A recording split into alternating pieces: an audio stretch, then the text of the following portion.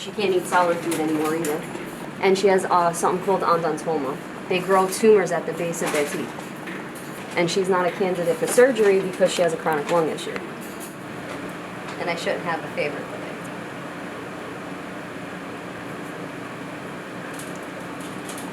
Doesn't he like a little ham?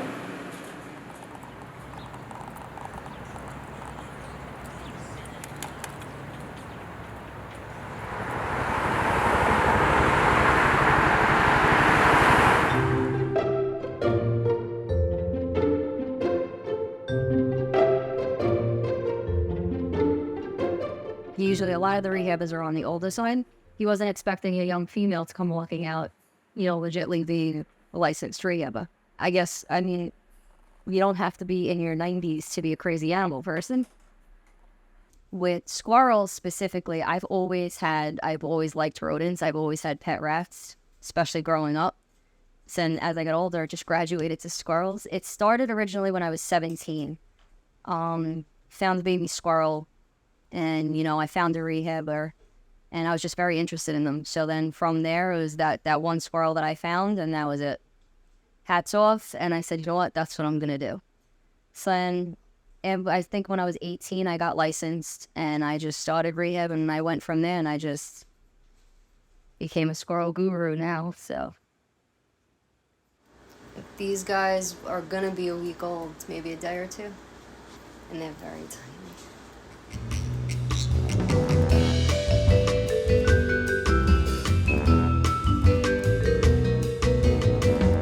These are my pets here. I couldn't get them adopted out. They're little spaghettis with no bones. This little guy came in extremely tiny. He was so small.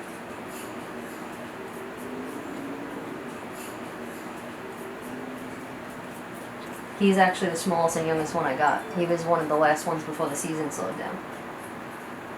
Over 10 years, and I have never found a squirrel on my own. I have never stumbled across a baby squirrel. Usually if they call around long enough, they'll eventually get my name, especially if it's a squirrel. They can smell for up to 6 feet deep and a mile away. They could find their way back also. So if I was to let this one out, and if I was to drive them maybe a mile away, they would find their way back.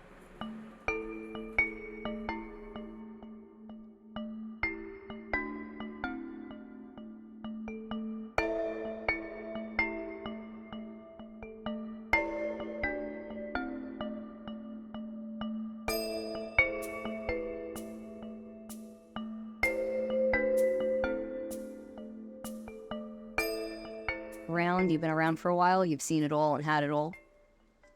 But a lot of the problems that we see here on Staten Island is head trauma, hit by cars, stuff like that. Poison ingestion.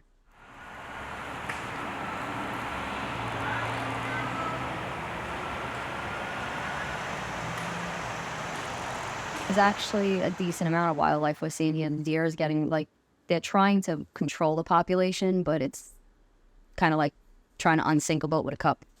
Whatever wooded lands that we did have, they're cutting more and more of it down.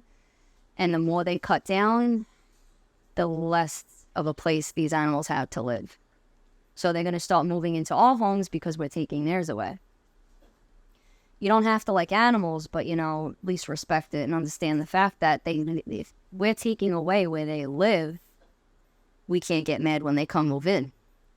They need a place to go. And you can't wipe the species out. They still have to, they serve a big purpose, yeah.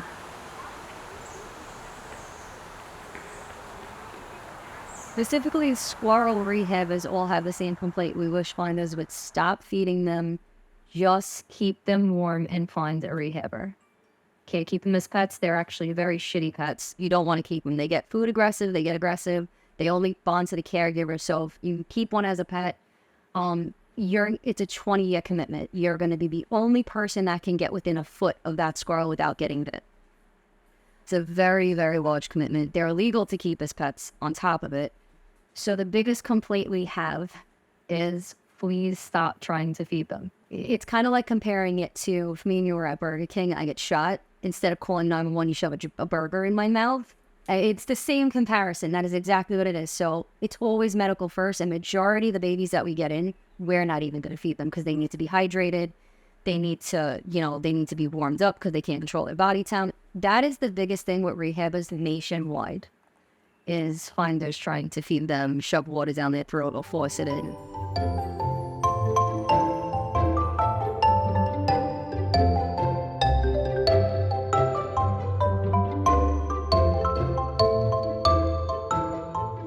People are like, oh, how you been? I'm like, I'm not dead yet. That is my theory, and I enjoy every second of what I do. What I envision is hopefully, like I said, to get more understanding, a lot more people involved in understanding animals, not hurting them, wildlife centers. Eventually, I would like to have a run a rescue, but to get a location is, involves money. But there's no money, no funding, there's no place. Right now, I'm limited to what I can fit and what I can do. If I have a location, I can do a lot more. Try and save a lot more.